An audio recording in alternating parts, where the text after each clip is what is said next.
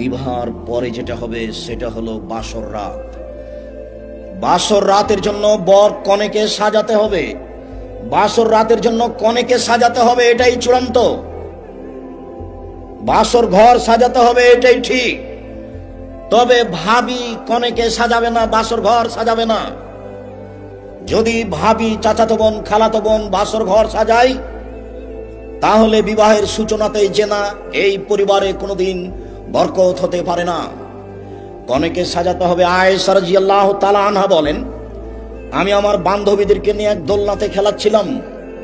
আমরা একদিকে আছি, কিছু বান্ধবী একদিকে আছে, একদিক উঁচু হলে একদিক নিচু হয়। এরকম অবস্থায় আমার মা আমাকে ডাকলেন, আয়েশা। আমি দৌড় দিয়ে আসলাম।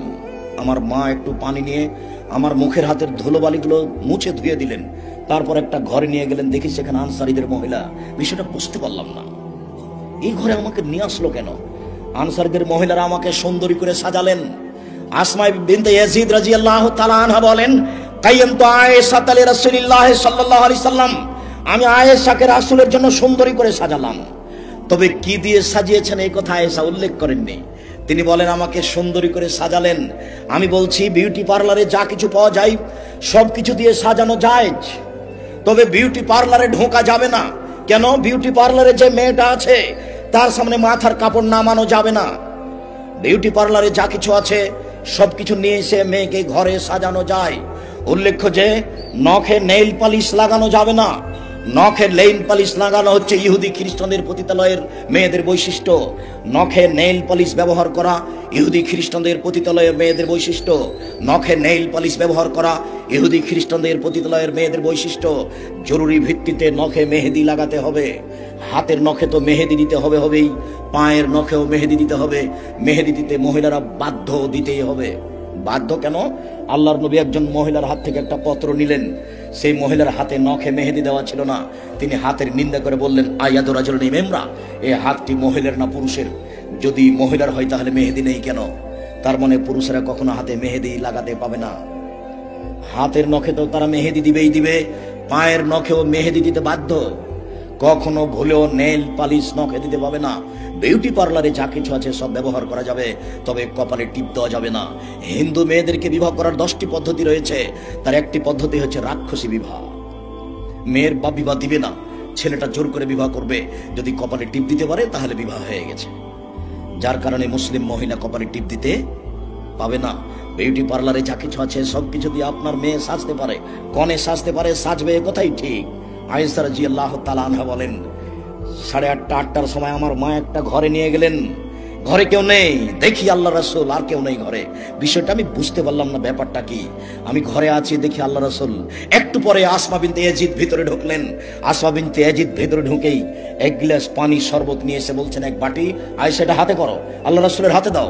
আমি তো লজ্জা পেয়ে গেলাম, আমি মাথা নিচু করে নিলাম। আমি তো রাসূলের হাতে কোনো কিছু দিইনি কোনোদিনই। তখন আসমা আমাকে বলছে, গ্লাস নাও, রাসূলের হাতে দাও। আমি তো ধমক খেয়ে হকচকিয়ে গেলাম। দেখি আমি গ্লাসটা হাতে নিলাম, আল্লাহ রাসূলের হাতে দিলাম। আল্লাহ রাসূল পান করলেন, আমাকে বললেন তুমি পান করো। আমার পান করা হল, আল্লাহ রাসূল বললেন আসমাকে দাও। আমি যখন আসমাকে দিতে গেছি তখন আসমা বলছে, না না না না, আপনার হাত থেকে নেবো, আপনার হাত থেকে নেবো, আপনার হাত থেকে নেবো। আয়েশা দাও গ্লাস আমাকে। আল্লাহ রাসূল নিলেন আয়েশার হাত থেকে, নাও আসমা নেও। তারপর আল্লাহ রাসূল আসমাকে দিলেন। আসমা ওখানে মুখ লাগিয়ে শরবত, দুধ পান করলেন, যেখানে মুখ লাগিয়ে মুহাম্মদ সাল্লাল্লাহু আলাইহি সাল্লাম দুধ পান করেছিলেন। বাসর রাত বাসর ঘর সাজাতে হবে, কনেকে সাজাতে হবে। ঘরে শরবত, দুধ, মিঠাই খাওয়ার ব্যবস্থা থাকবে। বর ঘরে ঢুকে বইয়ের মাথায় হাত দিয়ে বলবে, আল্লাহু ইন্না আসআলুকা খায়রাহা খায়রা মা জাবালতা আলাইহি ওয়া আউযু বিকা মিন শাররিহা শাররা মা জাবালতা আলাইহি। আল্লাহ এই স্ত্রীর কল্যাণ চাচ্ছি, যে কল্যাণ দিয়ে তাকে সৃষ্টি করা হয়েছে সেটাও চাচ্ছি। আল্লাহ এর ক্ষতি হতে তোমার কাছে বাঁচতে চাচ্ছি, যে বেহায়াই দিয়ে, অবাধ্যতা দিয়ে তাকে সৃষ্টি করা হয়েছে সেটা থেকে আমি তোমার কাছে বাঁচতে চাচ্ছি। এরপরে 2 রাকাত নামাজ, সালাত। স্বামী আগে দাঁড়াবে, স্ত্রী পিছে দাঁড়াবে। নারী পুরুষ কখনো একসাথে দাঁড়াতে পারবে না। মা বেটা হলেও হবে না, দাদি পোতা নাতি হলেও হবে না, কোনোদিনই হবে না। স্বামী স্ত্রী পাশাপাশি দাঁড়াতে পারে কখন? আপনি আপনার সালাত আদায় করছেন, আপনার স্ত্রী তার নিজেরটা করছে, তখন পাশে দাঁড়াতে পারবেন। বুঝা যায়নি মনে হয়? স্পষ্ট হয়েছে তো? আপনি আপনারটা পড়ছেন আর আপনার স্ত্রী তারটা পড়ছে, তখন পাশাপাশি দাঁড়াতে পাবেন। একই সালাত, তখন পাশাপাশি দাঁড়াতে পাবেন না। আপনি আপনার মায়ের পাশে দাঁড়াতে পাবেন না। আপনাকে আগে হতে হবে আর ওনার মাকে পিছু হতে হবে, পাশাপাশি একসাথে সালাত আদায় করতে পারবেন না। 2 রাকাত সালাত হবে আপনার ইমামতিতে, তারপর দাম্পত্য জীবন হবে দুয়ার মাধ্যমে। এবার সকালবেলায় ওখানে একটা কথা ছেড়ে এসেছি, যখনই বিবাহ পড়ানো হচ্ছে, কথা সংক্ষিপ্ত করতে এসেছি তো খুব তাড়াতাড়ি শেষ করি। কথা সংক্ষিপ্তের একটা জায়গা ছিল, যখনই বিবাহ পড়ানো হয়েছে, দিনাজপুরের বিবাহ শেষ হয়ে গেল, লম্বা একটা হাত তুলে দোয়া হয়ে গেল, মানে নগদ বেদাত। কেউ জানে না কি বলতে হবে। যখন বিবাহের বৈঠক শেষ হয়ে যাবে, তখন ইমাম সাহেব বা মেয়ের বাপ বলবেন, বারাকাল্লাহু লাকা ওয়া আলাইকা ওয়া জামা বাইনাকুমা ফি খাইরিন। বর, তোমাকে আল্লাহ কল্যাণ দান করুক, তোমাদের উপরে আল্লাহ কল্যাণ দান করুক। ও বর, তোমাকে আর তোমার স্ত্রীকে আল্লাহ কল্যাণের উপরে রাখুক। রাসূল সাল্লাল্লাহু আলাইহি ওয়াসাল্লাম এই দোয়া পড়েন, বারাকাল্লাহু লাকা ওয়া আলাইকা ওয়া জামা বাইনাকুমা ফি খাইরিন। তারপরে নতুন বউ বাড়িতে এসেছে, বাড়িতে আসার সাথে সাথে দাদি এসে দেখে বলছেন, দেখি রে তোর বউটা দেখার পরে নাকটা একটু মোটা। তখন বলছে, তোর বউটার নাকটা একটু মোটা। তার মানে দাদি কি পড়তে হবে দাদির জানা নেই। দাদি দেখতে এসে বউ দেখে বলবে, বারাকাল্লাহু লাকা ওয়া আলাইকা ওয়া জামা বাইনাকুমা ফি খাইরিন। এটা দাদির পড়া প্রয়োজন ছিল।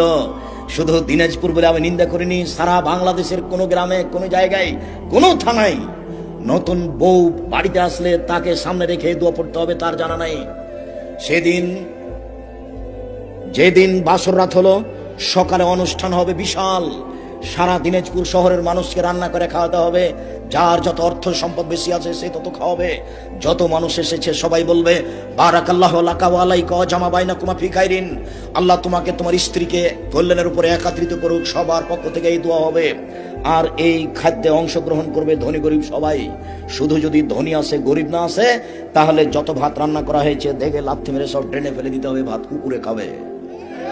কেন এত বড় কথা কেন আব্দুর রাজ্জাক সাহেব? আপনি বলেছেন একটা ভাত পড়ে গেলে উঠিয়ে নিতে হবে, ময়লা লেগে গেলে সরিয়ে দিয়ে খেতে হবে।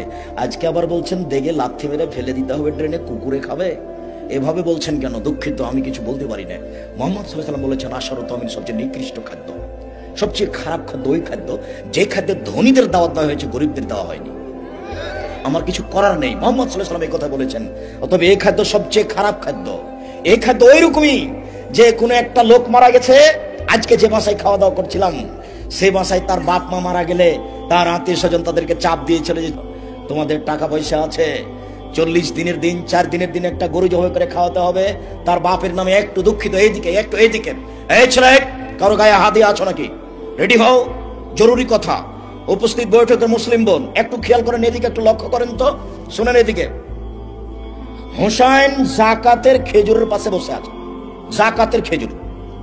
তো হোসেন একটা খেজুর মুখে দিয়ে দিয়েছে। আল্লাহ রাসূল লাফ দিয়ে উঠে এসে মুখের ভিতরে আঙ্গুল ঢুকিয়ে খেজুরটা বের করে বলছে, এটা মানুষের ময়লা, দান যাকাত মানুষের ময়লা। হোসেন, মানুষের ময়লা আমি খাই না, আমার বংশ খায় না, আমার বাড়িতে কাজ করে যে সে খায় না। মানুষের ময়লা আমার উপরে হারাম, আমার বংশের উপরে হারাম, আমার বাড়ির যারা গোলাম রাখাল কিষান তাদের উপরে হারাম। এটা মানুষের ময়লা, এই খাদ্য যে কাজ করে খেতে পারে তার উপরে হারাম। এটা মুখে দিয়েছো মানে? আরেকটু, একটা খেজুর পড়ে আছে রাস্তায়, আল্লাহ রাসূল খেজুরটা উঠে বলছেন, ও খেজুর, যদি আমার আশঙ্কা না হতো যে তুমি যাকাত সাদকার খেজুর, আশঙ্কা না হলে আমি তোমাকে খেয়ে নিতাম। বুখারী মুসলিম। আল্লাহর নবী রাস্তায় পড়ে থাকে খেজুরটা খেলেন না কেন? সম্ভাবনা আছে খেজুরটা কিসের হতে পারে? যাকাতের সাদকার খেজুর হতে পারে। আমার উপরে হারাম, আমার বংশের উপরে হারাম। এই ছেলে, তোমার বাপের নামে যে গরু জবাই করেছে এটা সাদকা, এটা মানুষের ময়লা, এটা দিনাজপুরের ভিক্ষুক খেতে পারে।